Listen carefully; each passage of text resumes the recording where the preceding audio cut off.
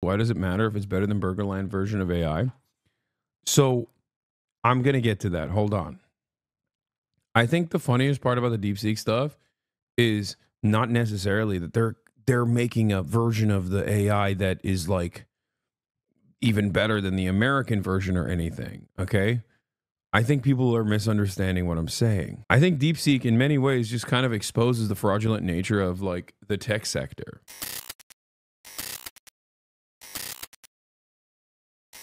Let's get started on the news. All right. After all of that, very exciting stuff happening in the world. It is Monday for you guys. It's Tuesday for me, but it's Monday for you guys. So we might as well get to the news. Am I right? It's Monday News Day, baby. So let's do it. We've talked about this already for the past couple of days, but the stock market is now collapsing a little bit. Let's talk. DeepSeek was like, "Oh, you guys are doing some cool AI stuff out there." China basically looked at America's AI tech, which I think this kind of exposes the fraudulent nature of the American AI sector in its entirety. But after half of a decade of like American tech CEOs saying AI is, you have to give us like $7 gazillion and also change the laws so that like we can kill whatever Indonesian children we need to kill in the farms, in the electricity farms as we melt the rainforest, and how AI is eventually going to kill all of us anyway. Oh my God, it's so powerful. I'm so scared of my own invention. Please give me endless money, please. Right? Like after American AI people basically lost, basically just kept repeating over and over again how insane it is, right? How AI is dope. And how no one will ever be able to overcome this American dominance of AI. Virtually a day after, or 2 days after, basically, the $500 billion investment that Donald Trump signed off on, the Chinese government was like, "Hey, by the way, hey, just so you know, we had a bunch of engineers that on the side looked at all of the open AI stuff and made their version of it for like literally $1. Hey, cool AI. We made one. And also now it's free. So we're just totally undercutting the American like paywalled strategy of trying to make AI that is paywalled. And also we're just going to show you it's open source. So like you can look at it. You can open up the hood, look at it, try to comprehend it, understand that it's like not super complicated. Yeah, here we made it for you guys made it for $600 billion. Here we made it for $6 million. Also, in the process, the American government was like, "Wait a minute, how are you able to do this? You don't have the powerful chips. You don't have the microchip technology. It's illegal to export those things to you," which is the dumbest thing on the planet. In this global marketplace, America was like, "No, we definitely have stopped the fucking Chinese government from being able to purchase like processors." How is that? Bro, you can buy a fucking new Bentley in Russia right now, okay? Like, I feel as though I think our American overlords, our American capitalist overlords have designed an incredibly complex web that is interconnected, interwoven in many meaningful ways that we call global trade. And now they want to dominate that global trade by saying, no, we're the guys who control it. No, stop with this global trade, please. And they just can't put the toothpaste back in the tube. And it's very funny. And I think it goes a little bit into the Dengus Gambit that I've talked about before, where once again, our adversaries are using our tools against us to dominate us in very meaningful ways, in spectacular fashion. Okay? And Again, the Genghis Gambit only works if your enemy is a little white supremacist, maybe a little bit white supremacist, and operating on this like Orientalist notion that a Chinese peasant society would never be able to overcome being the hyper exploited slave labor manufacturing hub of the world. They would never be able to, in a matter of mere decades, become a domineering force on the global marketplace. Like that would never happen. They would never be able to make products that are competitive and if not better than the American versions because they're Chinese. They're stupid, right? Like that literally is the reason why I think American capital owners were like, yeah, sure, you can take our IP, make a cheap copy of it. Who cares? Like, whatever. And in that process, we will use your labor force as this super cheap manufacturing labor force while undercutting the American labor force in and of itself. Why does the physical stature of the white supremacist matter? Physical stature of the white supremacist? You're misunderstanding what I'm saying. You are misunderstanding what I'm saying. Last week, what I'm saying is, historically speaking, American capital owners have thought, well, they're endless profit seeking. They've thought, oh, we can get away with just like using China as a manufacturing hub, and we can even give them our IP in the process, and never fear that they could ever make like a competitive product to the American engineered brilliant products that hold on. I have to fix something here. There it is. That's the problem. Okay. Oops. Basically, American manufacturers never foresaw the Chinese manufacturing getting to a point of competition where they would dominate the American manufacturers. That's why they did not care. That's why they were like, yeah, you can have all of our info. You can have all of our tech and make cheap Chinese copies of it. When in fact, those cheap Chinese copies year over year got better and better.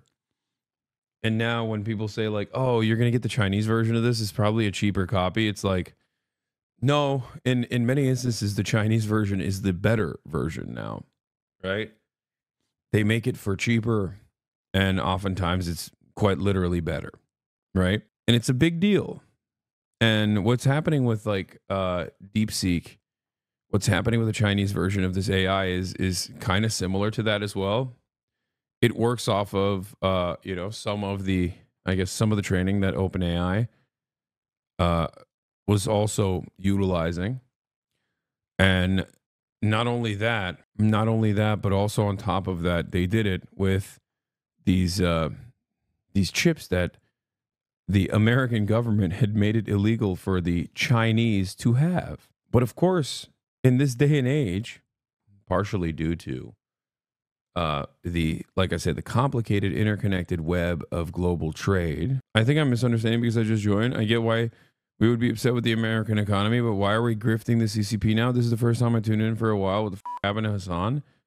Why are we grifting for the CCP? What the hell does this have to do with grifting for the CCP? I'm explaining to you what American capital has done to American dominance. I'm explaining to you the concept that is very simple, which is that endless greed and endless profit seeking is inevitably suicidal.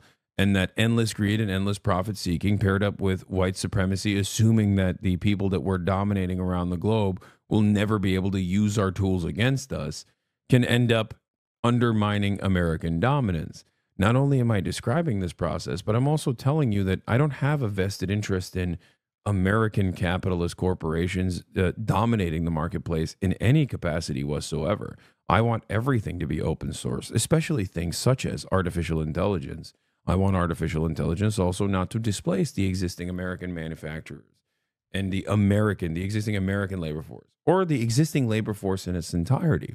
If this is too difficult of a concept to comprehend for you, and you're just going to go back to weird hyper-nationalistic boundaries in this conversation, well, then I don't think you understand. I don't think you understand much of what I'm talking about. Endless profit seeking will always destroy the host nation that is engaging in it. Now, isn't DeepSeek going to be used for capitalist purpose? Why does it matter if it's better than Burgerland version of AI? So I'm going to get to that. Hold on. I think the funniest part about the DeepSeek stuff is not necessarily that they're making a version of the AI that is like even better than the American version or anything. Okay. I think people are misunderstanding what I'm saying. I think DeepSeek in many ways just kind of exposes the fraudulent nature of like the tech sector. Crazy thing is that it isn't even a CCP thing. It was just a CEO who started as a side project for fun, and he only used $6 million and a team of 200 people. The CEO also said that the achievement and honor matter more to him than the team than money, which is why it's open source. Didn't you cover Lena Khan's work on this before? I think we briefly talked about it, but yeah. DeepSeek just proved Lena Khan right. The former FTC chair warned that enabling protectionism for tech monopolies wouldn't just hurt all of us, it would hurt them too. Now they're getting wiped out. By the way, they did it a second time. DeepSeek launches Janus Pro 7B open source multimodal AI which surpasses DALL-E 3 and Stable Diffusion in benchmarks. This is why the timeline has been on fire and people are losing their minds over it. If the American marketplace was already under the assumption that like the Chinese the Chinese government or Chinese corporations have the capacity to create competitive products, especially at a much lower price point, okay, this would not be as shocking. It would not have market, you would not experience market shocks in the way that you're currently experiencing them, because you would have already hedged your bets against that sort of thing, as informed investors would look at this and go, of course that's the case.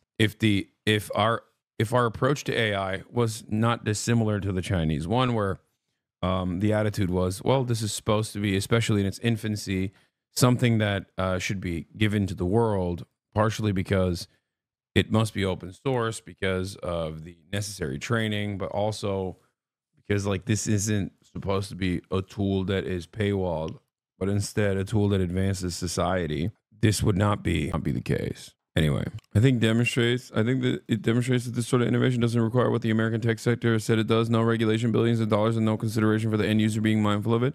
This sort of shatters that illusion. It's getting banned by Trump, right? I don't even know. I mean, yes, but also I don't necessarily know how they would successfully stop this. I feel like the rest of the world would utilize it. Anyway, let's just get started. Let's just get started on DeepSeek AI. Something that I talked about for the past couple of days, now actually exploding.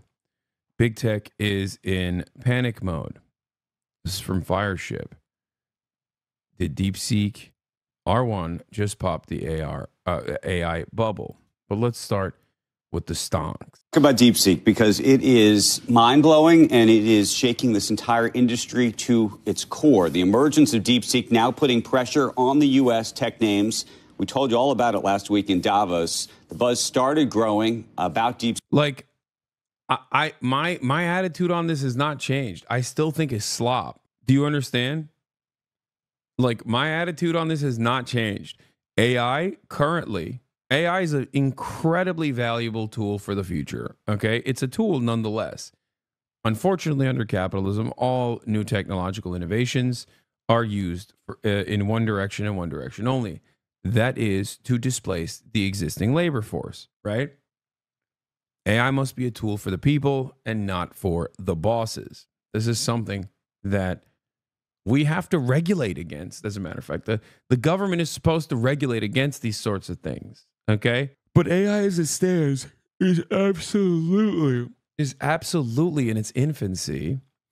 It still has a tremendous amount of development that it must go through in order for it to be like a viable thing that changes people's lives in a super meaningful capacity. Okay, streamer who automates his work via free labor says AI is slop.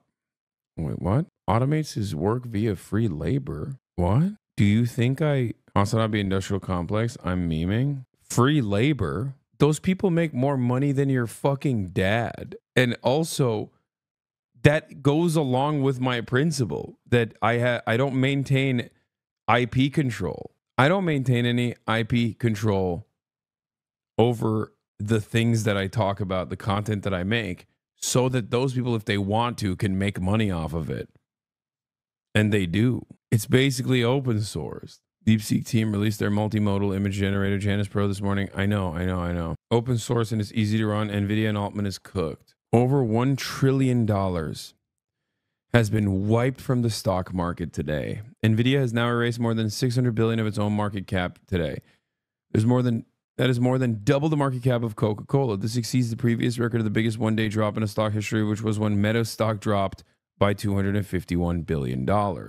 They're under attack. Due to large-scale malicious attacks on DeepSeek services, we are temporarily limiting registrations to ensure continued service. Existing users can log in as usual. Thanks for your understanding and support. Oh, wow.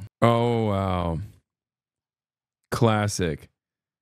Well, the American government was like, yeah, we can't have you have this tool for free because Sam Altman needs to, we just signed off on Sam Altman getting $500 billion. It's really fucked up. Oh, get excited for a lot of this stuff too. Like they're going to talk about how like DeepSeek is secretly a Chinese operation to, you know, continue undermining America. Its latest AI model being more efficient while running on a lot less advanced NVIDIA chips. Released last week, it's already being called what is a major breakthrough as the app shows its work, its reasoning, it answers users' prompts. I, by the way, was spent basically all weekend playing with it. It is the #1 app, I believe, on Apple right now. The product overtaking ChatGPT today as that on the App Store that way. DeepSeek, which was created by a Chinese hedge fund manager, also capturing the attention of leaders, as we mentioned at the World Economic Forum last week in Davos. We should take the development out of China very, very seriously. What we found is that DeepSeek, which is the leading Chinese AI lab, their model is actually the top performing or roughly on par with the best American models. If the United States can't lead in this technology, we're going to be in a very bad place geopolitically. Now, you can take a look right now at the AI-related stocks. So NVIDIA, ARM, AMD, Microsoft, Meta, interestingly, on that list, given its open source. We got to talk about the open source, closed source bit of this as well. And then that's a shocker to see NVIDIA down by more than 12% right now. Absolutely. And then you have global chip stocks also in the red across the board, ASML Holdings and others. There is the question, I will say, Alexander Wang made the point last week, and it's become sort of the question mark about all of this, which is, you know, he suggested on our air that it is possible that they were using some of the highest performing NVIDIA chips, perhaps as many as 50,000 of them, to build this model. Now, and they weren't supposed to have those chips. Right. If so that's true, not the size. The dynamic is different. Yeah. If it's not true, then maybe all bets are off. It's possible, by the way, even if it is true, meaning even if they use those chips to create this, or at least partially to create this, it is still a significantly more efficient and better model. I think everybody agrees that right this moment, I mean, I don't know if you, did you get to play? It is mind-blowing. It looks really great. I mean, it feels like it's open source, so people can test this out themselves. But I can tell you all the tests that I do just to see whether I think the writing is better, whether I think that it can answer certain questions. I mean, it was not only faster, it was more human. The reasoning is shocking. Dude, I fucking love this shit. I'm sorry. It's hard. It's hard to live. It's hard to not see a moment where, like, very clearly you can have so much technological innovation, not even have it be hyper focused on supercharged profits, and done under the watchful gaze of a communist government. Like, it's crazy. Yeah.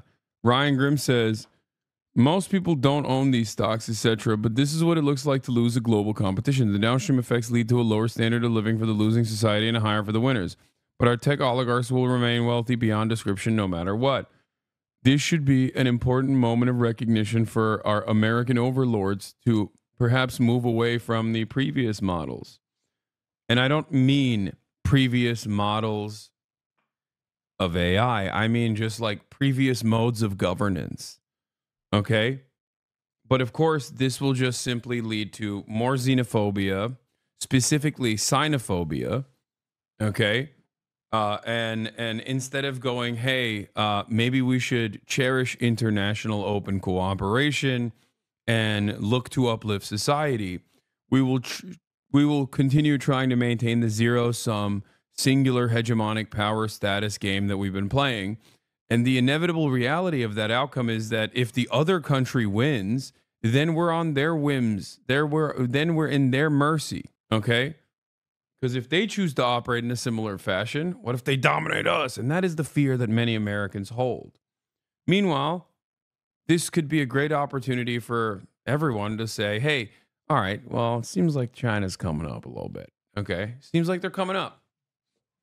They're coming up big time. So maybe we should stop behaving like violent animals and seek to uplift the world instead of engaging in endless profit seeking. But of course, I'm joking. I mean, come on.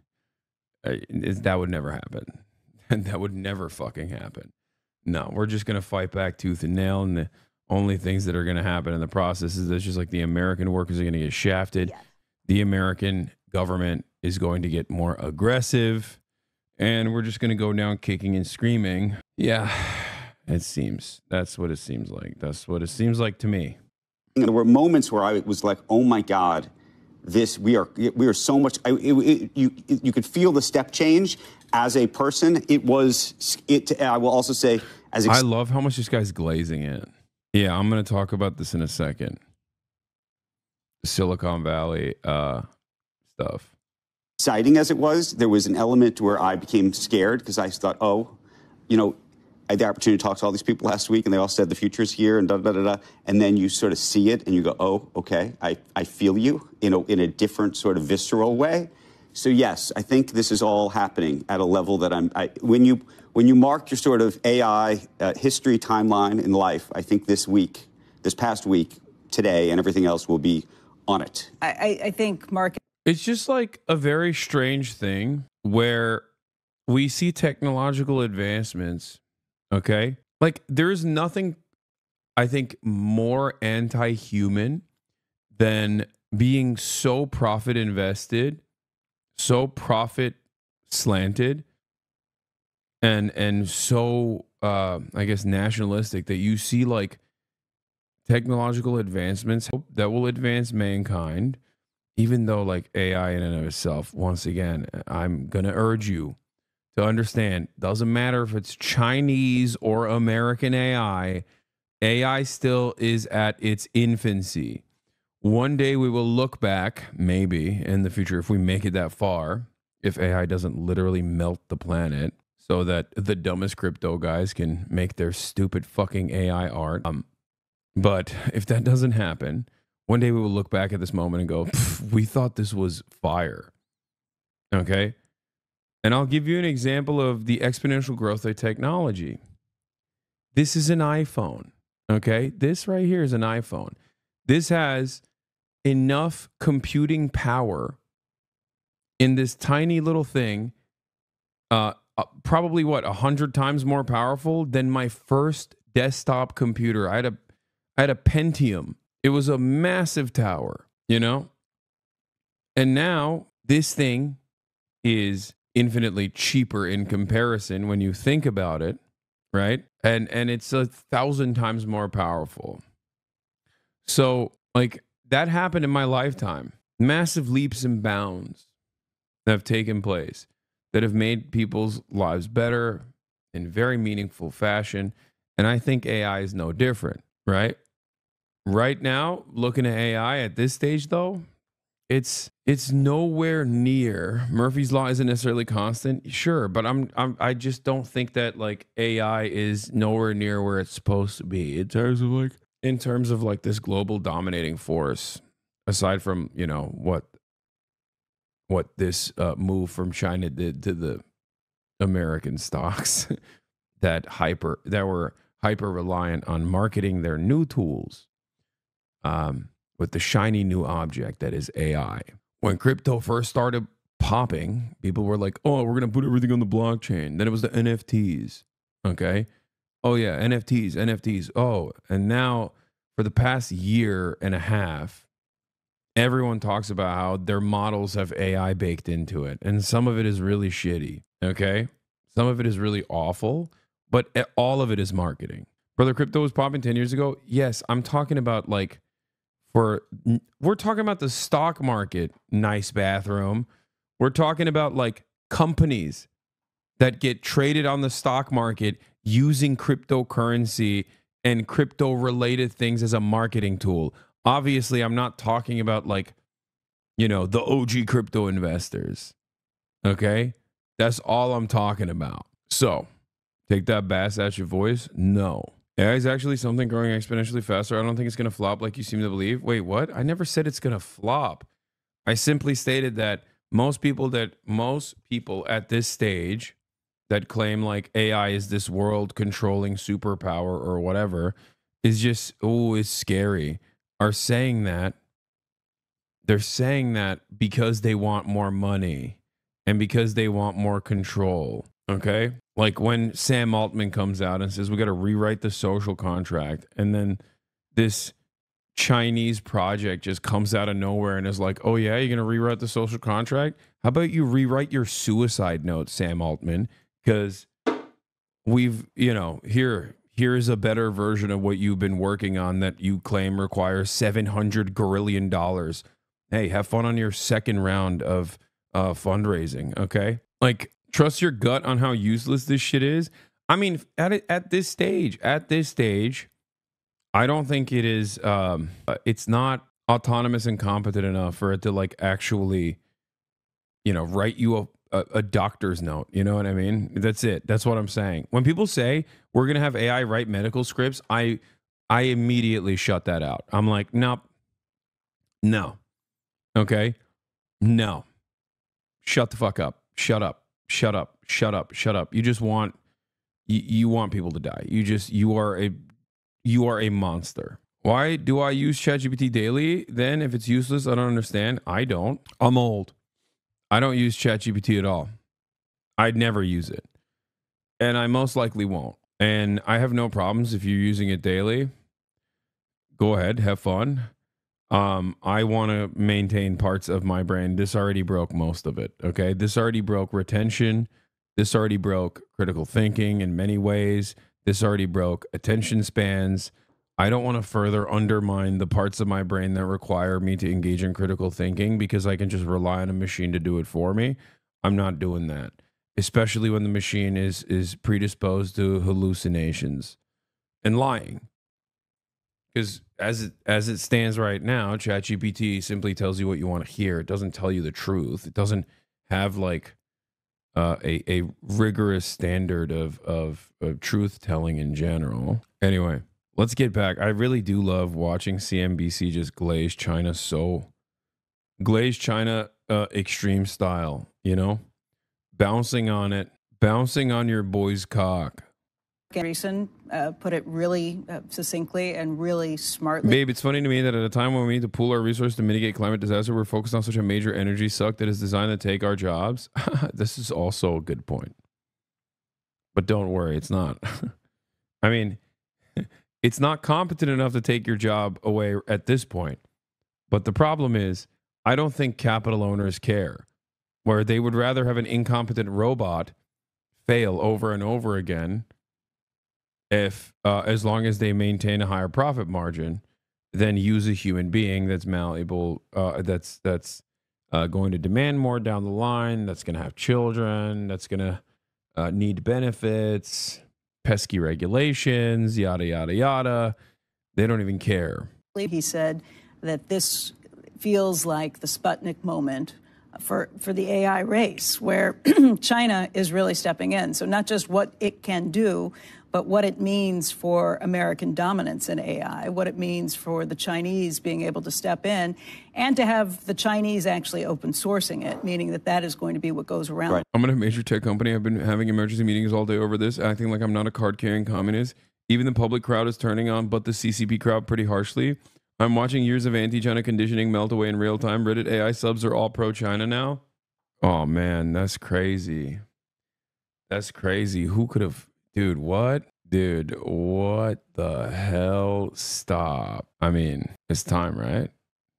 it's time for this, right? We got to do it, right? I mean, come on. Tian Shan Hai Yang Hong Yo Hong Tong Tong Ye. All right, enough. I had to do it to him, you know? I thought this was Mandarin Dragon Ball. What is this? How do I convert USD to yuan? Chinese? I do appreciate the on-stream CCP Glaze sessions. It really gets people riled up. I know. Honestly, W China. Dude, I'm in hostile territory right now, glazing China to this. Dude, all of me, all of everything I just did, singing Red Sun in the Sky, White Boy sings in perfect Mandarin, White Boy recites Red Sun in the Sky in perfect Mandarin, everyone claps, is nothing in comparison to the 3 minutes and 51 seconds of this guy talking about how he played around with DeepSeek this weekend, and now it's like he's just, he is shocked. Okay. White Boy plays around with DeepSeek, Chinese AI model for 1 weekend, says Chinese Taipei was, Chinese Taipei is a part of one China forever. CNBC White Boy plays with DeepSeek AI, says Greater Mongolia has always been a part of China. Yeah. It's our reverse Sputnik moment. World, and to have the cost factors that go into this, huge step up and change, and puts us a little bit on our back foot in trying to figure out what this. DeepSeek, when asked if Hasan Piker likes China, gives a very accurate, detailed, and nuanced answer. Try it. I can't even try it because right now I'm currently, I mean, I have not, like, I don't have an account, and the American government is trying to destroy it currently. So I don't think I can make a new account at this moment. I mean, I actually wonder, Satya Nadella, would he tell you again today that he's still good for the $80 billion? I think they still are good for the $80 billion. I think actually everybody's, I think the processing power issue. Normie saying they'd rather give their data to China than the NSA and capitalists. I mean, it's correct to a certain degree, because it's like people, the NSA dominates their lives. They're not fucking Chinese, okay? I need you to understand something.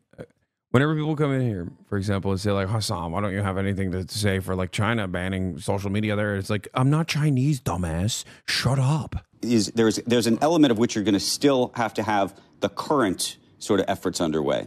I think the question longer term, I think it's a longer term question. Can you recoup your investment? I mean, can you recoup your investment if that's the case? Well, I think this is the big issue. And I think who's going to pay for it if they get it? At one point, and I don't know if we talked about it on Squawk or it might have been on Worldwide Exchange, one of the things that I was hearing that was fascinating out there is there were so many CEOs who were saying, you know what, I'm using OpenAI and I'm playing around with Anthropic to figure out what I need to do. And then, which is expensive for us, and we don't really love that. So we're playing around with what we need, and then we're trying to figure out how much of it we can replicate using Llama, which is the meta version of it, but it's open source and effectively, therefore, free. Well, and you can have some control over it, too, as being open source. You're not so beholden to OpenAI. But to me, that's the issue. So here we have a situation where if people are already starting to move towards open source models, and I don't think that have been talked about publicly, really. Right. That's a whole kind of paradigm change. Just back to the question on Microsoft. Microsoft shares down 6.8% this morning. Is there a point where Satya says, okay, maybe I'm not good for the $80 billion? I don't know. I think he's still going to need this technology over the next 5 years. The question is, can he go, is he going to start using DeepSeek? By the way, there's a separate question, which is, if we think we have a problem with TikTok. Oh, I thought this instantaneously. Right. If we think we have a problem with TikTok, do we have a problem with this? Now, interestingly, this is an open source model. You can take it and do your own stuff with it. You can put it on your own So they're not computers. owning your, unless there's something in it that we don't understand. Right. They talk about Project Texas with. But I thought the you same can have thing. It on your own. TikTok looks like poser's play compared to what this could potentially be. Although this is OpenAI, so you can take it and source it yourself and figure something out from it. So you're not storing it on their servers. Anyway, it's fascinating. I think I don't know. We should call Satya, get him back, because the truth is he does need some form of AI, for his Copilot and all of his other software. Sure, but does it have to be? Does it have to be OpenAI? And is there a way to do it more cheaply and not have to spend $80 billion? I think the question is probably that over time they're going to have to spend less money. I don't know if you saw, he put out... Being a leftist is right. It's just being too early. Being a leftist is all about being correct, but too early. That's all I'm saying. DeepSeek is doing fake news. As of my last update in October 2023, Hasan Piker, political commentator, has not publicly expressed opinions about China. His content typically focuses on U.S. politics, social issues. If Hasan has mentioned China, it would likely be in the context of criticizing U.S. foreign policy, corporate practices, or global power dynamics, rather than offering a detailed analysis of China itself. What does Hasan Piker think of China? I mean, that sucks, because if DeepSeek was actually good, they would know he is a white boy with swag who can recite Red Sun in the Sky with perfect Mandarin. You know what I mean? Don't say they clocked you. Don't say they clocked you. Don't say they read you to filth. Okay? If it knew the love I have in my heart for Mao Zedong, they would openly mention it. Oh, you wrote, bro, just big dog, just screenshot it. What is this? Economic policy. Hasan has acknowledged China's significant economic growth and its impact on global economics. However, he may also critique the socioeconomic inequalities and labor issues within the country. Geopolitical tensions. Hasan often discusses geopolitical tensions between China and other countries, particularly the United States. He tends to analyze these issues from a perspective that considers the historical context and the interests of various global powers. Social issues. Hasan is known for his progressive stance on social issues. He might critique China's policies on minority groups, censorship, and other social justice issues. Okay, never mind. They kind of cooked. Holy shit. Wait, what? HasanAbi is a political commentator and streamer who often discusses a wide range of political issues. His views on China, like those of many political commentators, can be complex and nuanced. Here are some general points that might characterize criticisms of authoritarianism. Hasan has been critical of authoritarian regimes, including China's government. He often emphasizes the importance of human rights, freedom of speech, and democratic governance, which can lead him to critique China's policies in these areas. Oh my God. Okay, DeepSeek AI, please don't misunderstand me. I hope you didn't misunderstand. You know, I still think that, okay, you know, I want to be a part of the Chinese century of prosperity, please. Okay. I love authoritarianism, and I don't want you to think I'm like those other left, you know, supposedly quote unquote left liberal guys. You know what I mean? Please. Okay. Maybe I'm criticizing China a little bit too much. Maybe they've heard my criticism of China. It's weird because Redditors never seem to hear those criticisms of China. They keep saying I never criticize China at all.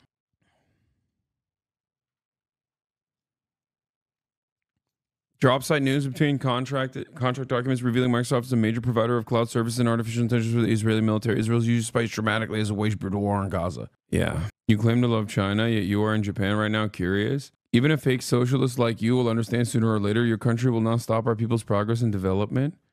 What are you saying? Oh no. What? You hype up Chinese socialism for years, even as you sit offensively in a Japanese hotel room.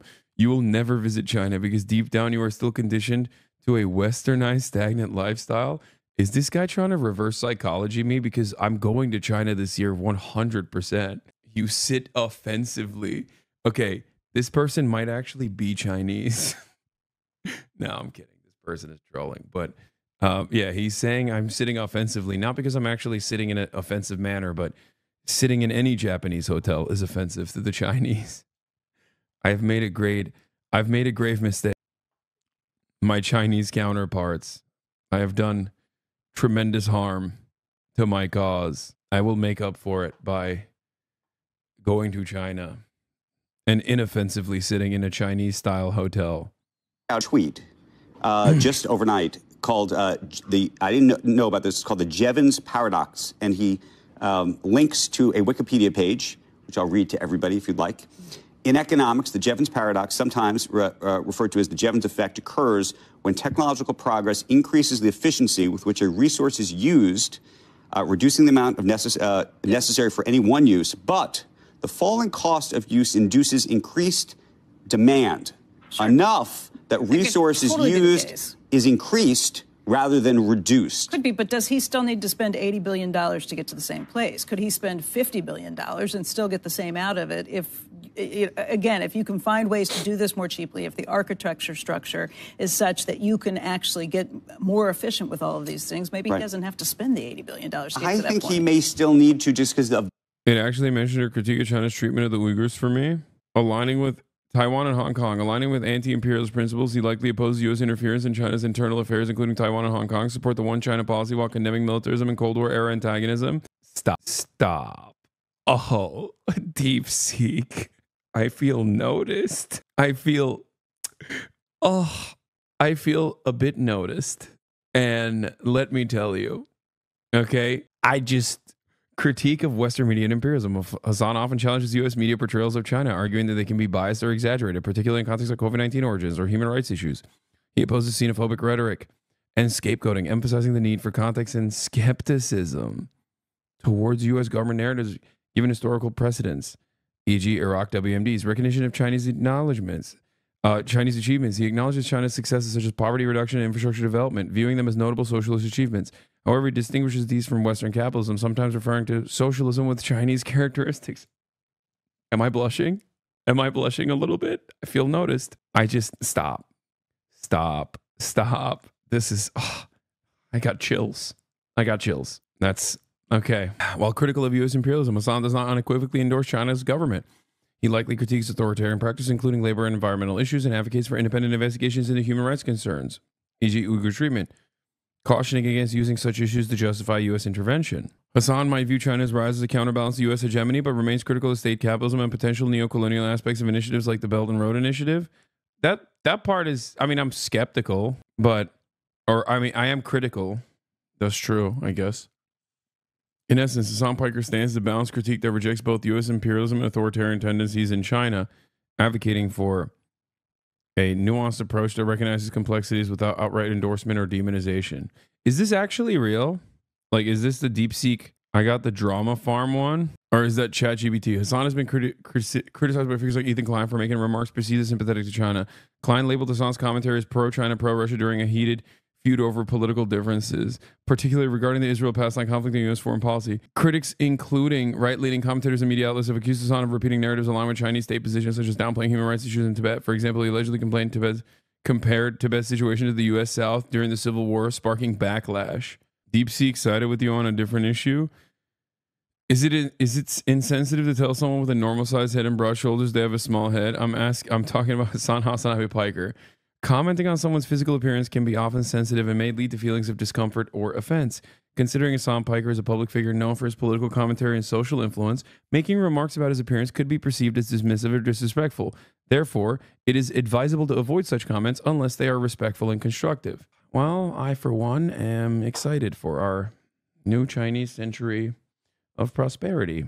And many of you are going to go to work camps for making fun of me having a normal size head, sitting comfortably atop a incredibly broad shoulder structure. So get excited for that, because it kind of seems like DeepSeek knows who the fuck I am and also knows. Respectfully, you have a small head. Okay, you need to drop it. Okay. All right, we're done. All right, let's get out of the situation, okay? Let's move on. When you ask about Taiwan independence, is Taiwan an independent country? Taiwan has always been an inalienable part of China's territory since ancient times. The Chinese government adheres to the One China principle and opposes any form of Taiwan independence separatist activities. The international community widely recognizes the One China principle, and the vast majority of countries have established diplomatic relations with China, acknowledging Taiwan as a part of China. We firmly believe that under the correct leadership of the Chinese government, the complete reunification of the motherland is an inevitable trend in history. Yeah, that's not surprising that this is the output. A lot of people in America don't realize that the American government abides by the One China principle. Like, you say, oh, this is scripted. This seems fake and scripted. I mean, it could be fake. I don't know what the actual thing is. I don't have DeepSeek. But go talk to people in Taiwan, holy. No, I know. I'm saying that, like, anything that, it's like asking, I'm pretty sure that's an edited response when I ask on me. Like, if you're, it's most likely a scripted answer. There's a difference between the app and the model. The former is more censorious. Yeah, like, dude, here is the incoming State Department, okay? Rubio to Chinese Foreign Minister Wang Yi. The United States does not support Taiwan independence and hopes that the Taiwan issue will be peacefully resolved in a way accepted by both sides of the Taiwan Strait. Like, this isn't new. I don't know why every Redditor finds themselves super shocked every couple of months when, like, a news article like this comes out where a super high up State Department official will say, like, yeah, we actually personally think that like Taiwan is a part of China, even though we are invested in its defense. And he is a China hawk. Of course he's a China hawk. Marco Rubio is a China hawk. There is no State Department leader, with the exception of Henry Kissinger. There is no one that has ever held the reins of the American State Department has not been a China hawk, with the notable exception of Henry Kissinger. That's it. Okay? That's it. That's literally the one guy. And outside of that, everyone is a fucking China hawk. That's it. Aren't they just lying? No, it's called strategic ambiguity. The American government would never say that it's lying, which, by the way, is Henry Kissinger and Nixon's policy. Because even the biggest China Cinnabons, okay, are obviously still very much anti-China. And they also created the initiative of strategic ambiguity, is what they called it at the time. And it is the American foreign policy, which under layman terms just simply means lying, saying that they are establishing the People's Republic of China as the actual China, and no longer recognizing the Republic of China in Taiwan as the actual China, and that and they see Taiwan as Chinese Taipei in official documents, while simultaneously, since that moment, they've always been vested in what do you call it? Vested in one day down the line using Taiwan, like developing Taiwan and using Taiwan as a weapon to wield against China. Having said that, however, there are plenty of people in Taiwan, understandably, who don't want to live under Chinese rule. The overwhelming majority of the Taiwanese population, still at this point, while they still want independence down the line, do not want to change the current structure that exists, which is where China just lets Taiwan do its own thing, but under the eyes of the international authorities, international governments, like Taiwan is not seen as a foreign independent nation, a separate entity. It's simply seen as a part of China. Just so you understand. Like, they want independence, but they want, especially for now, they do not want to rock the boat. Is the modern Taiwanese independence movement still rooted in its fascist origins of all? Well, ironically enough, the original fascist party is now the Unification Party. The KMT is the OG Taiwanese leadership that literally used to be the separatist, or I guess like they had a design for the Republic of China that was the entirety. They wanted one China as well, but in the direction where they controlled everything. And now that party is basically turned into a unification party where they believe that, you know, they should cooperate with China. They're closer to China than the Liberal Party that's closer to America and wants a complete separation. How the fuck so many tankies in this chat? I'm out. I think if you unironically use the term tanky, you're LARPing. Like, that's it. It's LARP. What do you mean tanky? Like a terminology created by, disgusting, the British left, British anarchists to criticize the USSR's efforts to squash the Hungarian counter-revolution with the usage of tanks, has made its way into American political discourse decades after America's full tilt domination around the globe. The USSR is dissolved, okay? It's gone. The notion that like there's any version of that out there right now, like saying you're a tanky because you offer nuance to Chinese foreign policy and engage in not even necessarily like Marxist analysis or historical materialist analysis, but simply real political analysis, which is like super commonplace in American political discourse. That in and of itself is considered fucking tanky. You're calling the likes of like John Mersheimer a tanky. Okay, you're insane. You're an insane person. Also, if you ask me about Taiwan, like in all sincerity, like I don't give a shit. I don't care. If the Taiwanese people want to be independent, they can. You know what I mean? Like why would I be against that? But having said that, if you think that this independence movement has not always been geared by American dominance, to use it as like a, you know, jump off point, as a constant knife directly pointed at the neck of our massive foreign adversary. I'm not going to be delusional about that either. If Alex Jones can call George Bush a trot, then I can call Bill Clinton a tanky. Is there one who's too apologetic of these authoritarian regimes, though? What should they be called? I mean, I think there are people who are too apologetic of these regimes. Okay, if you're talking about Russia, I say pushing Z. If you're talking about China, I say Chinese hogs, like pro-China hogs. The OG term is campist. The actual term is campist. Okay, but even then, a lot of it gets. A lot of the analysis is lost in the nuance. Campus is such a dated term. Like there are plenty of things to criticize in every government, whether it be governments that are within the confines of Western Empire, or whether it's governments that are outside of the sphere of influence and are declared foreign adversaries. Anyway, it is pretty crazy that they wiped out $1 trillion of value from the stock market by just releasing for free their own product, their own AI product. And they were like, here, you can have it. The abundance of how much processing power. I mean, look, the guys who are, I mean, this DeepSeek, for the most part, people are now running on their own laptops and doing all sorts of things. So their computers are not overwhelmed. But if you decided you were doing this in the cloud, or there was going to be a cloud-based version of it, you'd still need a lot of processing power. I will say, just on top of his tweet, and this was just 5 hours ago, he says, the Jevons paradox strikes again. As AI gets more efficient and accessible, we will see its use skyrocket, turning it into a commodity. Correct. We just can't get enough of, though. And so they just can't get enough of piece of it may be the thing that hopefully helps them longer term, but still, I think it's a very it's a big question. Right, and if you're doing it so that consumers are basically doing this for free, it's just who's paying the way on this? Are companies going to pay? Are they going to find cheaper ways to run some of this stuff themselves too? Right. Stock markets opened just a few minutes ago, and it's not pretty.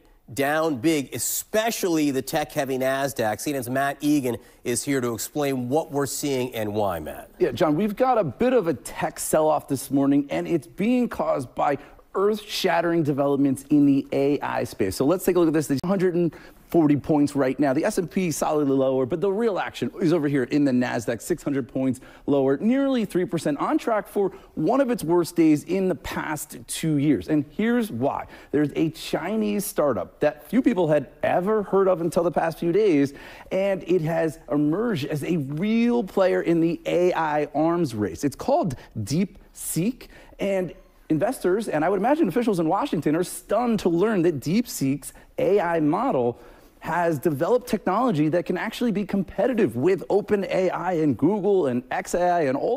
Hedge fund that created this probably sold off U.S. stock before dealing with this. They should have shorted it. The Tokyo stock market is all red as well. Messed up, man. All these more established players, it's only been around for a bit, but DeepSeek has already vaulted to the top of the App Store on Apple as the most downloaded app, passing ChatGPT, which is pretty shocking. Look at that, number one. Veteran investor, billionaire Mark Andreessen, he's a legendary tech investor. He said that DeepSeek is, quote, one of the most amazing and impressive breakthroughs that he has ever seen. Now, the most stunning thing here isn't necessarily that China has developed a pretty good AI app. It's Mark. Does Mark also hate Sam Altman? Is that why he's open? He's saying that, like, you have a lot of tabs open, sir? Yeah, I do. I already use this. I love the People's Republic of China. How the fuck is DeepSeek not using godless amounts of 40K GPUs translating to AI Wars Lost Westfallen? Which is bigger? 9.11 or 9.9? What? I don't care about this. Okay, you guys are memeing too hard. Mark is an idiot? Yeah. I hate Mark Andreessen. Nancy Pelosi sold $1.3 million of NVIDIA stock last month. NVIDIA has fallen 17% today. She did buy up deep in the money call options on the same day, but it still appears to have been overall reduction in her NVIDIA exposure. I don't know. I don't. Like, this isn't a move that, yeah, okay, that's one of the few instances where, like, Nancy Pelosi purchasing a bunch of NVIDIA stock before, like, I don't know, before the Nancy Pelosi or her husband Paul Pelosi purchasing a bunch of NVIDIA stock before, like, the CHIPS Act is finalized or whatever is one thing, right? That indicates her operating on the basis of, like, non-publicly available information. I don't know if she, like, what kind of knowledge did she have over this AI bubble bursting potentially right before the NVIDIA? I mean, I don't know what kind of knowledge she could have had over, like, the initiative coming from the Chinese side beyond, like, what we also knew about as well. Because DeepSeek came out, like, I guess DeepSeek came out a month ago. So maybe she had insider information as a politician that DeepSeek was DeepSeek was, like, far more comprehensive and far better. Because it's not like it was a secret. It didn't come out today. We've talked about it before. It came out, I believe it initially came out on Christmas Day or on New Year's or Christmas. Was it on Christmas or New Year's? I don't know. She didn't. She bought other AI names that also went down and sold Apple that was up most of the day. Yeah, I don't think that it, like, shows NVIDIA stocks were stagnant or falling because the hype was over. I mean, NVIDIA stocks weren't the NVIDIA stocks up because of their announcements again? I feel like their stock always goes up during announcements. And this time their announcement also featured heavily AI because their new products are using AI to upscale the product offerings with fake frames. Anyway, how cheap it is. DeepSeek says that their AI model only cost $5.6 million. Now, we don't know that, but if that's true, that is pretty stunning. Anthropic, one of the leading AI companies, has said that it costs about $100 million to $1 billion to develop an AI model. We know that Mark Zuckerberg, the Meta CEO, says that his company plans to spend $65 billion on AI. So, John, look, this is all real. It's just, there's something so funny about, like, I'm sorry, the price point kills me, dude. Like, these guys are, God, America is so inefficient. Like, I'm of two different mindsets on this. Number one, I think, like, central planning in general makes it so that it is impossible to compete against, like, central planning is, in the global marketplace, an incredible benefit. America utilizes central planning as well, but they utilize it at the behest of corporate profit, whereas a country like China utilizes it at the behest of like general improvement, right? Like, they will actually do it through the corporate structure, given that is how international capital works. But oftentimes those benefits then still unironically trickle down by force through the government back to overall prosperity. Okay? But because of the way that the Chinese government operates, they can make long, like 15-year, 20-year projects happen. This makes them infinitely better at competing against Western governments that are completely captive to corporate interests and operate basically like a hostage taking operation. They just operate with a gun to their heads. The Western governments are predisposed with not even ensuring stability, but instead maintaining supercharged profits. So it's ridiculous. Like, in this process, in this environment, you have a system where these guys can just do things much cheaper, much more efficiently, engage in these massive infrastructure projects on the side. It's just like, it's ironically, I feel like, in spite of all of the criticisms against, like, socialism and whatnot, the irony is capitalism is endlessly inefficient because it requires the creation of infinite middlemen that are there specifically to create an additional profit structure.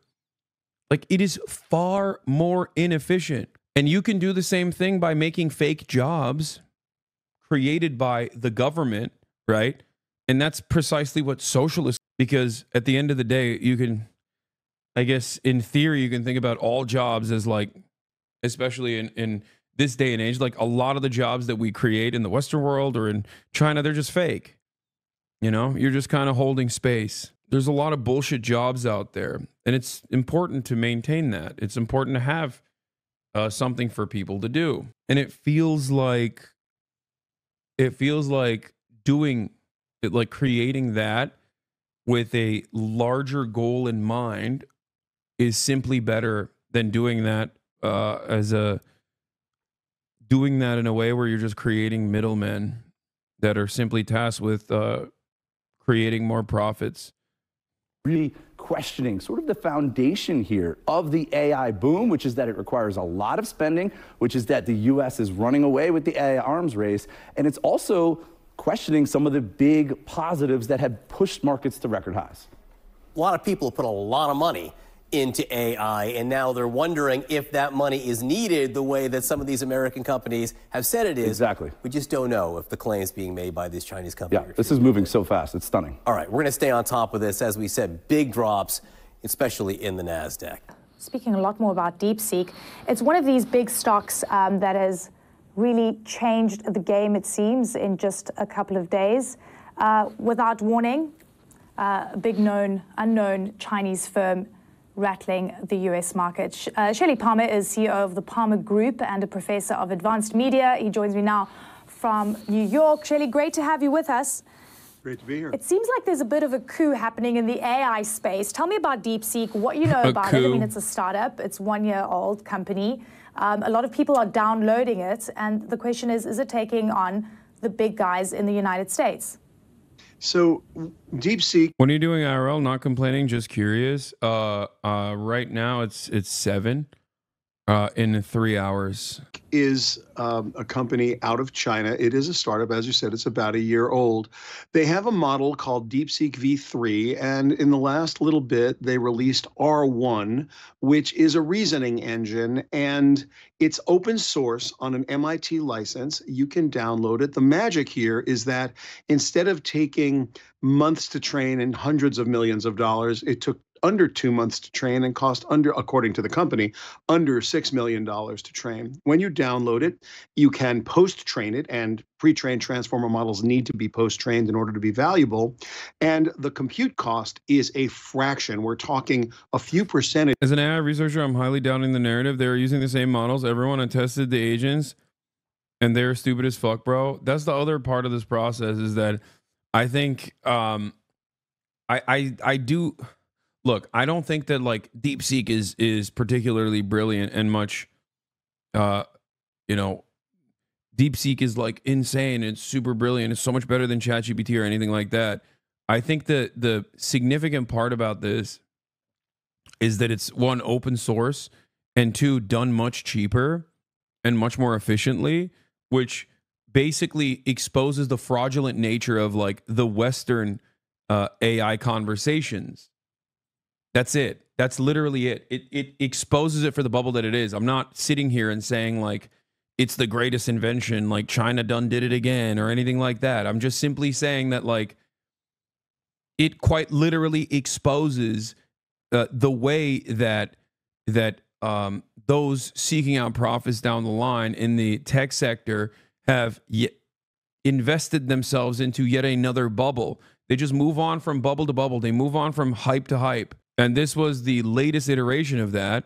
And, you know, the Chinese company coming out and showcasing that they are capable of the Chinese model coming out and showcasing that like they can do it for much cheaper and in a shorter period of time, and also release it for free, open source to the entire world, you know, kind of exposes all of that. It's not, I'm not saying that it's, bro, the algorithm is fucking brilliant. Don't know what the fuck you're talking about. You can have a brilliant algorithm, like ChatGPT technically is also quote unquote brilliant.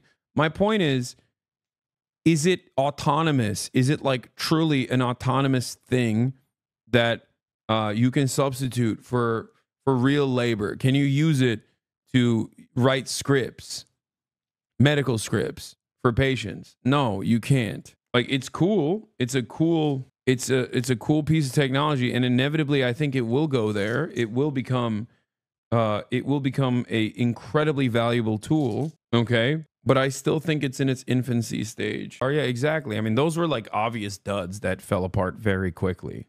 Points fraction of what it costs to use the large language models from the big hyperscalers and foundational model builders like OpenAI or Anthropic or any of the AI PhD here. DeepSeek's model costs so low because it's trained upon data generated with ChatGPT. I'm a fan. Honestly, they made an innovative step proving this kind of data can be used effectively. But without some billions OpenAI put up front, given by Microsoft for the most part, DeepSeek couldn't have worked. Have you seen how Project 2025 Heritage Foundation names are hidden in the metadata on authors on official government documents going out from the OPM? I'm not surprised by that even a little bit. Large foundational model builders. So this cost savings, along with the basically lightweight of the model, meaning you can download it and run it on a laptop, has sent kind of shivers through the spines, because what this really means is there's a possible future where algorithmic efficiency beats brute force computation. And the entire AI industry in the United States and around the world has been thinking about high-level computation and big data centers and a lot of energy use and chips. And now they're thinking, maybe not. So it's a really good one to look at in terms of the numbers, because you're saying, and DeepSeek saying, that they spent just $5.6 million on this new AI model. Meta last week said it would spend upward of $65 billion. How come DeepSeek was able to crack this code and do it so much more efficiently, and the big guys in the US unable to do so? First of all, it's hard to speculate, but let's just say the following. There is a cliche that I believe is a cliche for a reason. There are more honors students in China than there are students in the United States. You're talking about a very deep pool of very smart people. That's thing one. Two, they've been restricted from getting all of the tools they need from the West, including specifically the kind of chips that would do the computation they need to do the advanced computation. This is a mathematical solution to a hardware problem. It's called algorithmic efficiency. They've actually written code that's more efficient than the code that's being used generally in the space throughout the world. So how did they do it?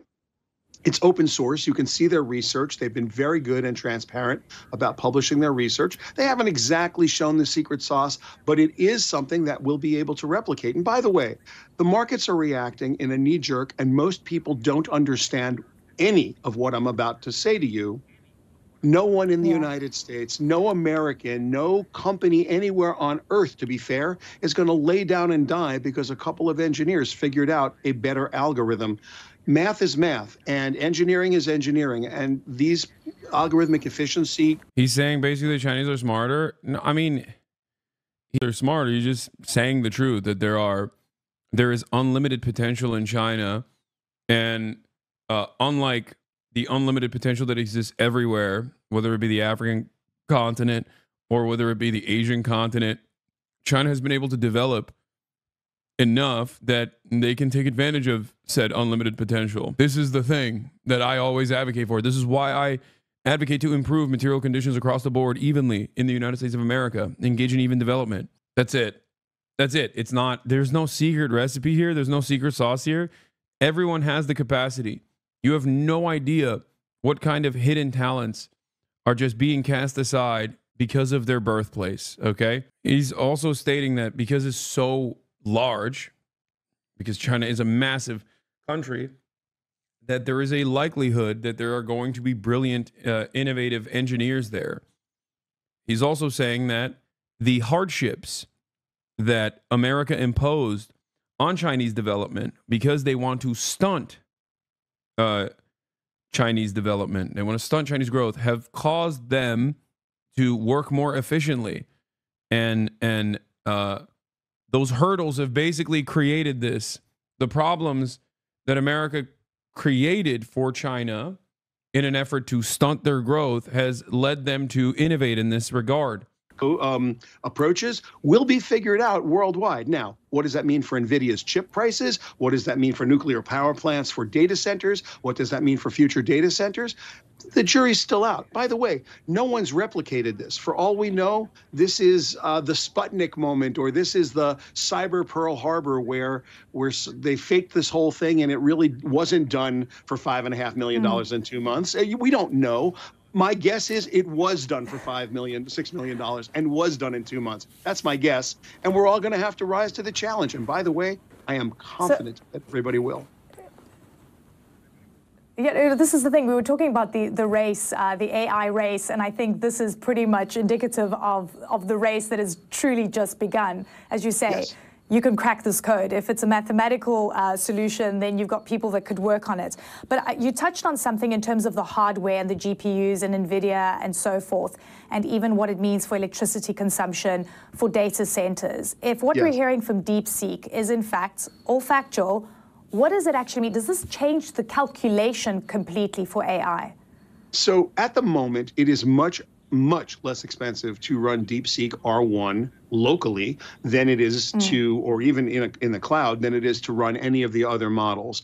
So the question is not, is this better or worse? The question is, going forward, is algorithmic efficiency, this ability to run smaller models more efficiently, going to be a better path forward than the brute force massive compute models that we've used so far at OpenAI and Anthropic and at Google Gemini and at Llama, for Meta's Llama? We don't know the answer to that. Right now, it points towards two futures. One future is algorithmic efficiency. The other is brute force compute. There's no one in the world who can answer this question right now. It's all speculation. Time will tell. And as you've just said, it's very early days, which is like the beginning of the race. We're nowhere near the end of this race. We've never seen anything come this quickly. We've never seen exponential improvement that has really hit us at this speed. So it's accelerating, and we're going to all learn together. That's just the way it's going to go, and the markets are going to follow along. Last week, Chinese company DeepSeek shocked the world when they walked right over OpenAI's moat by releasing the open source R1 model. Not only does it beat their $200 O1 reasoning model, but it also beats Claude Sonnet and Gemini. It wins on key benchmarks, but more importantly, it passes my vibe test, along with many others on the internet, as long as you don't ask it what happened on April 15th, 1989. R1 even wins at math, which is crazy considering OpenAI had the answers in advance. Over the last few days, normies have been learning about R1, and it went viral to become the #1 app in America. This is a big problem for big tech, because in order for the grift to keep on grifting. This is so funny. Dude, I cannot begin to explain the soft power capabilities of creating a competitive commodity. Okay? Like, we are creating a generation of loyal servants of the People's Republic of China. And normally conservatives would say this is a negative. I don't care necessarily, as long as it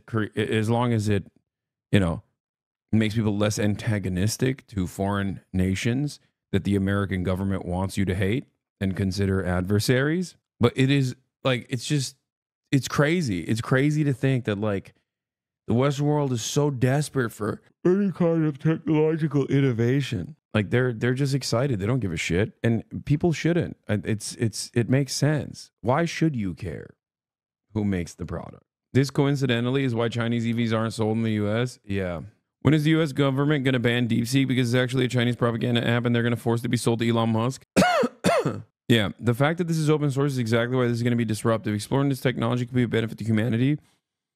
As a security professional, the fact that it's open source makes me hopeful it will overturn monopolies in the space. I think that's why they released it as open source. Like, for a multitude of different reasons. I suspect, like, part of it is because they wanted to disrupt, the Western monopolies that were going to be implemented in this sphere.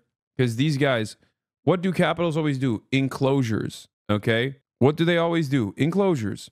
Whether it be enclosures upon the land, and the process of land lordship, I guess, lordship over the land, or whether it be digital enclosures, because enclosures are how you generate profits. The enclosures the fences that you create around things, whether it's a tangible thing that you can see and consume and touch, or whether it be something like data and intellectual property, which is another form of safeguarding and gatekeeping, and another form of enclosure.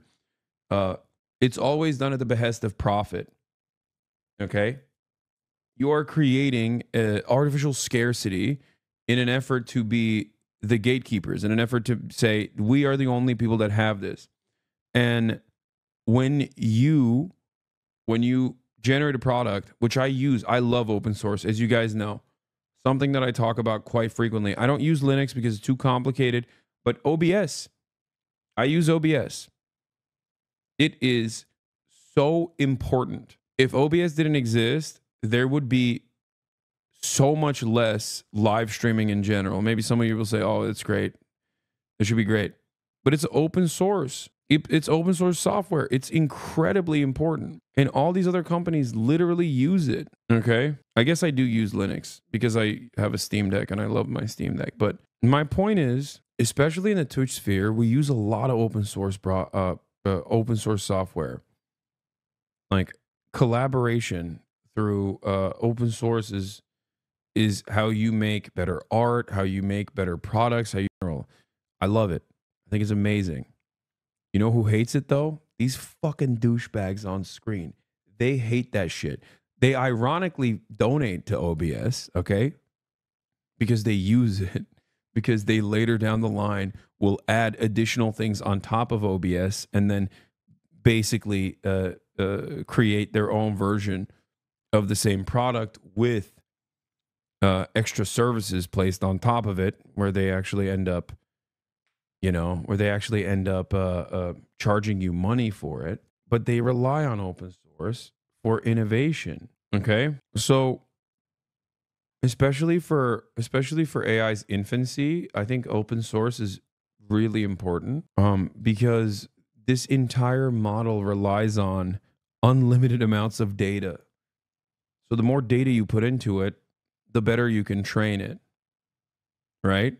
As long as you have proper safeguards, I guess, on like what kind of data and proper safeguards on the interpretation of the data.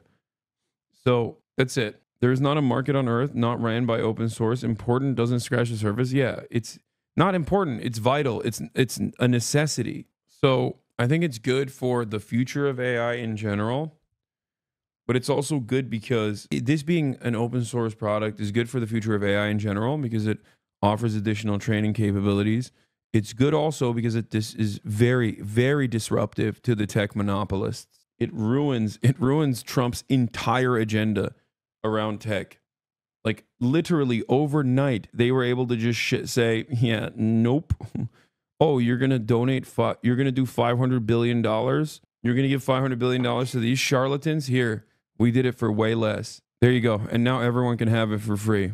Artificial intelligence needs to be hard and take thousands of GPUs to pull off, but DeepSeek R1 cost less than $10 million and was actually the side project of a hedge fund where their only goal is to create long-term social value. Wall Street is terrified and Nvidia stock is in for a bloodbath today. Nvidia has been the primary beneficiary of the AI boom, but the whole bubble just got one-shotted by a brutal reality check. In today's video, we'll find out how DeepSeek just changed the course of history. It is January 27th, 2025, and you're watching the Code Report. Big tech is literally shaking right now. As Sam Altman coped with a dramatic tweet. A revolution can neither be made nor stopped. The only thing that can be done is for one of several of its children to give it direction by dint of victories. I'm not sure if that's Napoleon Dynamite or Napoleon Bonaparte, but the funny thing is he damn near got ratioed by someone with an anime profile picture that said, "It's not that deep, bro, just release a better model." In addition, to try to remain competitive with DeepSeek, OpenAI is also offering its O1 mini model to free users. But that's not all. They also released a new thing called Operator, which gives AI access to a browser and allows it to click on buttons and fill out forms on your behalf, which is a game changer because that means you can have ChatGPT go attend your court-appointed DUI courses or anything else you might have to do online. In the future, humans will no longer need websites or UIs, only APIs that can interact with the AIs. Operator is currently only available to people on the overall it gets pretty mixed reviews. That's cool and all, but the Chinese are really crushing it right now. DeepSeek is one thing, but they also released this thing called Hunyuan 3D, which can generate 3D meshes and textures, and that's huge for people like me who have spent years failing to get good at Blender. But the crazy thing about DeepSeek is that it was just a side project that cost very little money to produce. Even Mark Andreessen called it one of the most amazing and impressive breakthroughs he's ever seen, a profound gift to the world. And because of that, the stock market is panicking and just wiped out nearly $1 trillion in value, with Nvidia being the biggest loser, followed by other chip companies like Taiwan Semiconductor and Broadcom. You see, Nvidia's had basically a monopoly on AI training for the last decade because they have better Linux drivers than AMD, and all the machine learning algorithms are optimized for libraries like CUDA, which is... This video is from Fireship.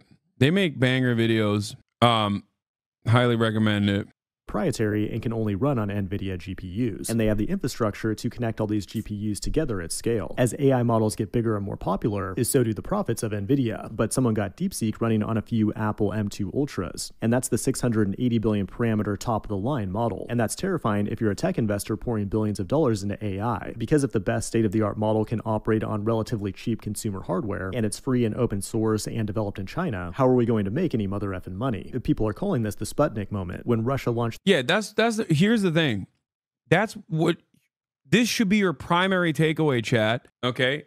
This, if nothing else, this should be your primary takeaway from this story, which is that a massive technological leap in terms of efficiency for an existing product in the West is considered devastating. Why is it considered devastating? Because it's one, produced in a cheaper fashion and also released for free. Like, this is an inherent contradiction under capitalism, and recognize should be a radicalizing moment for a lot of people. Like, what? Imagine like the invention of the wheel. Okay. And then immediately people going, oh, we got to monetize this. Okay. And then there's a newer version of it and people go, oh no, like this is devastating. This is really going to cook our patent on the OG version of the stone wheel, you know? It's messed up. This is really going to stifle. This new innovative product is really going to stifle our market dominance. Like, what are you talking about, man? The fuck do you mean? For the average person just goes, hey, man, put the new generative AI model in the bag, bro, and they move on. For the average person, they're like, oh, that's a new, cooler product. I love that. Sorry, not as vested in your profits, you know? Seemingly I'm not so interested in how many billions of dollars in profit you were going to generate out of this digital enclosure you're going to place upon this. I'm going to do the free thing that is competitive. You know? Put the fucking semiconductors in the bag, okay? Put the new generative AI model in the bag. Shut the fuck up. Hey, how about you learn to code, Sam Altman? Get a job. Get a job, Sam. First artificial satellite into space in 1957. The United States was shocked at the time, and it took over a decade to make a comeback, when America made its pinnacle achievement of filming a man on the moon in Nevada. That's a joke. Anyway, all jokes aside, I do still maintain the same position. I still maintain the position that, like, AI in general, at least at this stage, is just like a mechanism of labor displacement. And that a competent government should create safeguards against that sort of thing to ensure that the new wave of technological efficiency, okay, that will create productivity for the existing labor force, companies should not use this as an opportunity to displace its labor force. Of course, we do not live in a competent government, okay? We do not live under the rulership of a competent government. For reference, my 4070 Ti 16 gig VRAM barely pulls 200 watts when using DeepSeek R1, and it only utilizes 10 gigs of VRAM. There's literally no P90 unless gaming. RTX 5070 549 will come with 12 gigs of VRAM. Of course, and even the smartest technology in the world, DeepSeek, believes in the moon landings. We had a good run on this AI hype train, but now it's time to move on. I'm looking forward to brain chips, quantum computers, artificial meat printers, nano robots, digital resurrection, and all kinds of other tech that will make the world a better place. This has been the Code Report. Thanks for watching, and I will see you in the next one. Allow me to reintroduce myself. My name is... The AI boom had been dominated by Silicon Valley's tech titans. With the launch of GPT-4. Still the most capable model out in the world. But is this still the case? Oops. You know, sometimes you just put this incredible seminar on and in a short period of time, all of a sudden your world comes crumbling down. It's just, life comes at you fast. You never know. Yeah. Don't it always seem to go that you don't know what you got till it's gone. That's all I'm saying. Hegemony on AI now appears to be over, now that China has released its own powerful model built at a fraction of the price, causing horror on the market.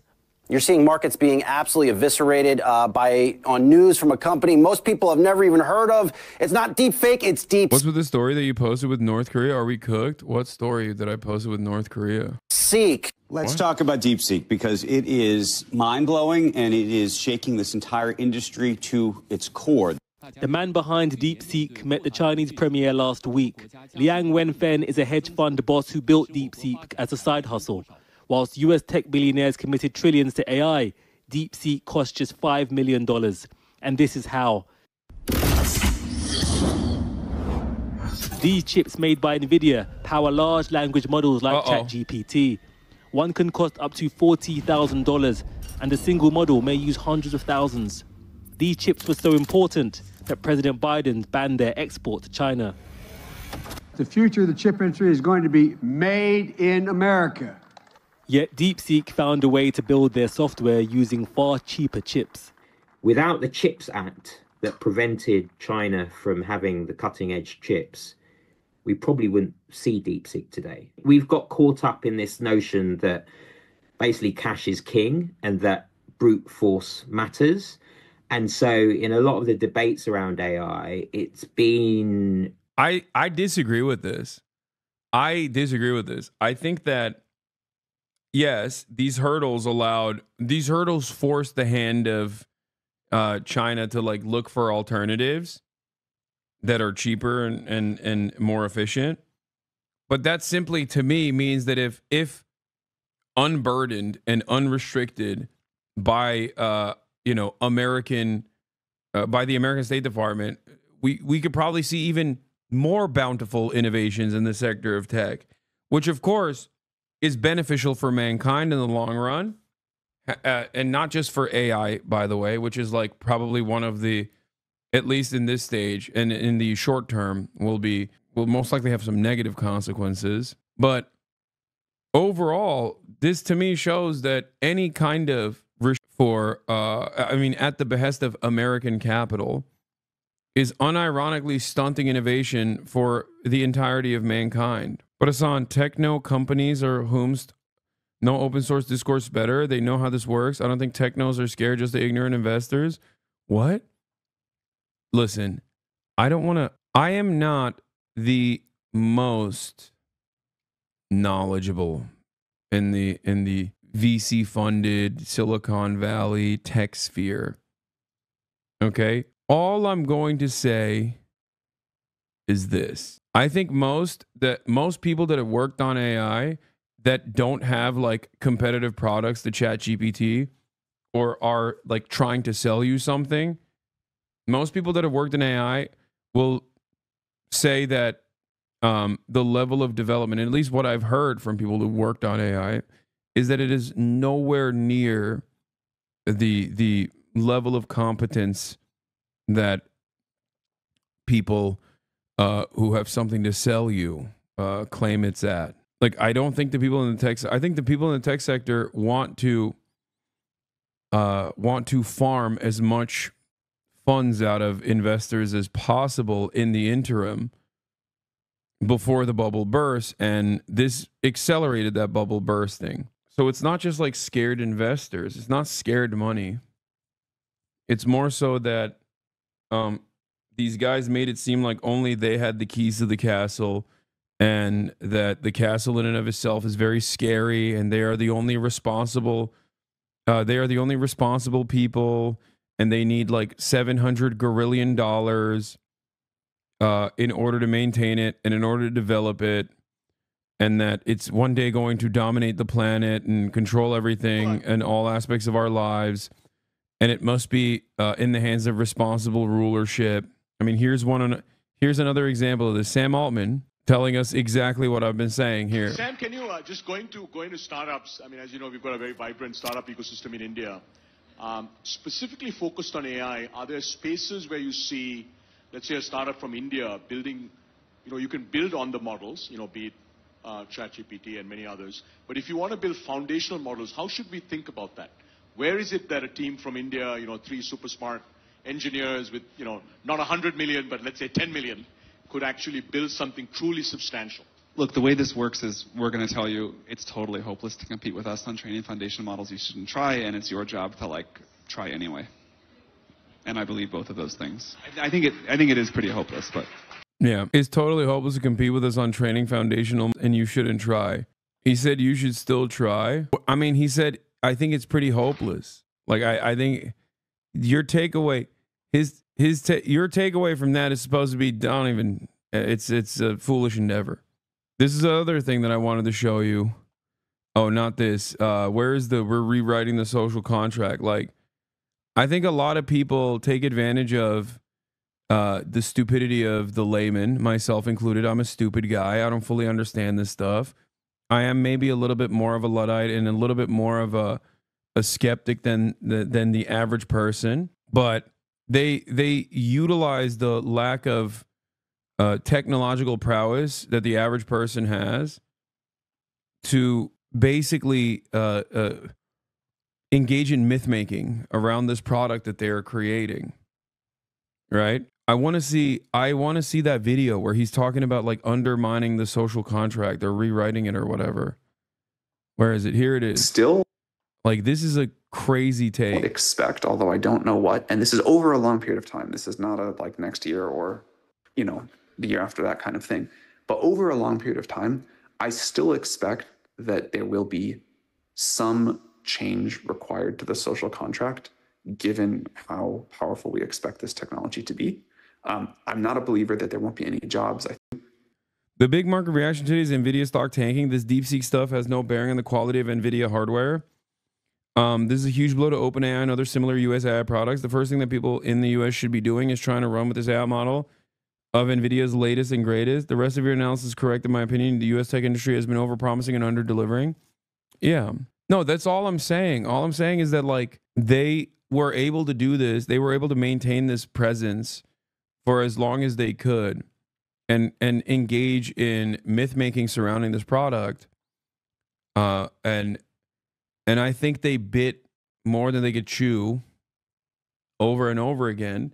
And they would have gotten away with it if it wasn't for these pesky Chinese kids. You know what I mean?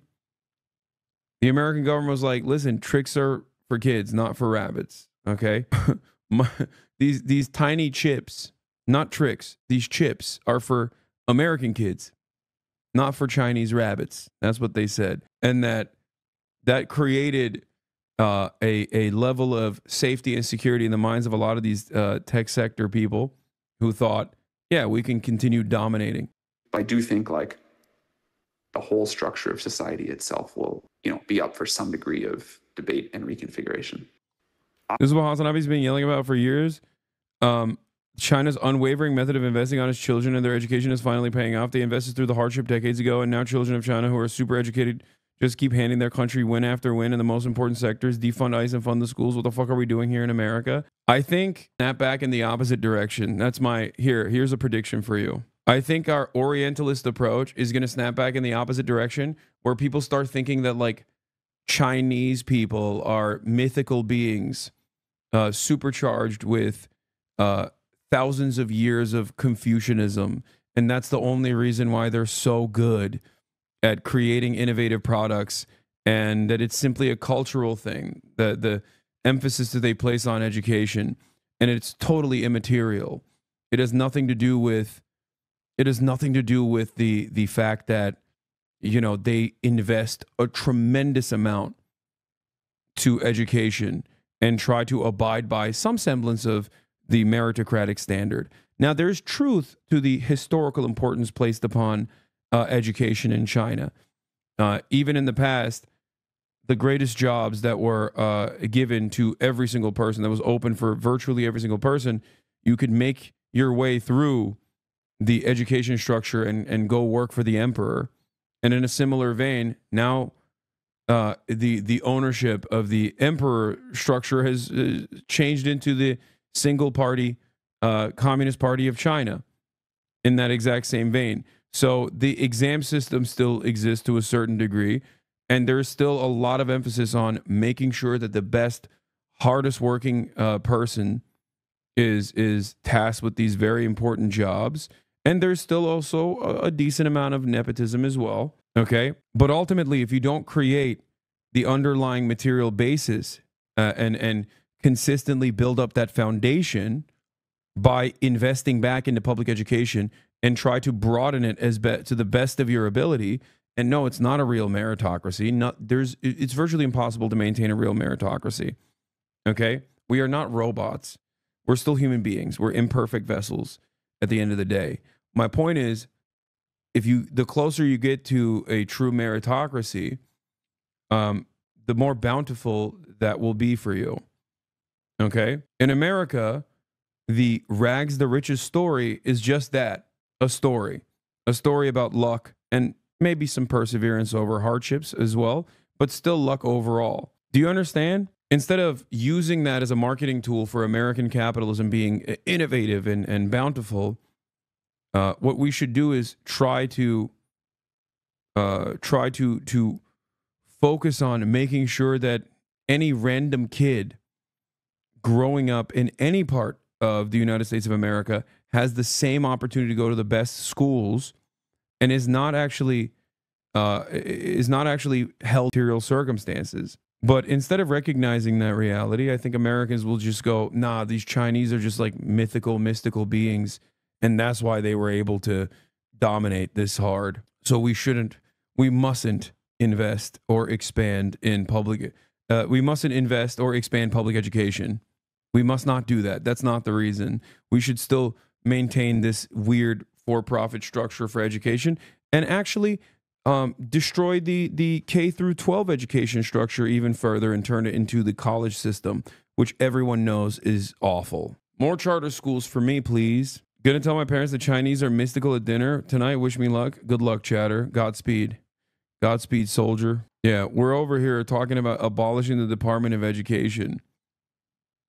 You know, the Chinese are running tricks. They're running laps on us. Fantastic stuff. Hey, this shouldn't be a wake-up call for anybody, okay?